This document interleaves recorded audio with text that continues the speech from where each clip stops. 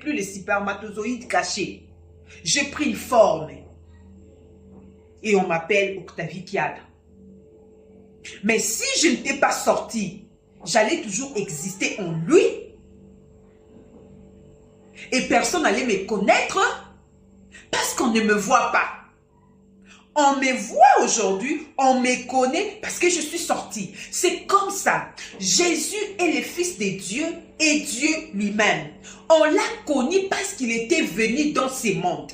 Parce qu'il était venu sauver l'humanité. On a vu, oh celui-là, c'est Jésus-Christ, le Fils de Dieu. Si Dieu ne lui avait pas envoyé, si Dieu n'avait pas accepté qu'il vienne, parce que quand il était venu dans le ventre de Marie, nous connaissons l'histoire de Marie. Marie ne connaissait pas d'homme.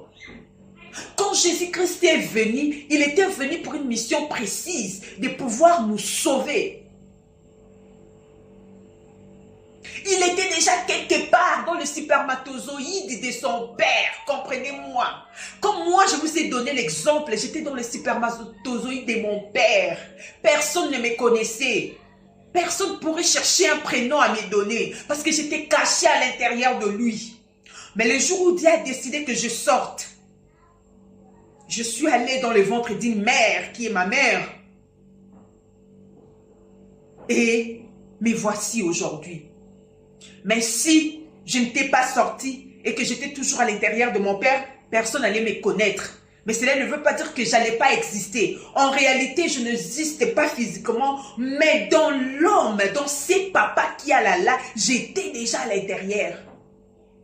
Si nous nous connaissons Jésus, c'est parce que Dieu a voulu que nous puissions le voir, qu'il vienne.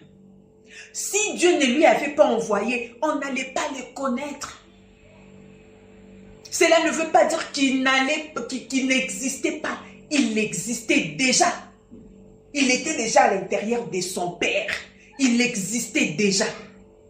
Et personne ne les connaissait. Parce que personne ne l'avait vu.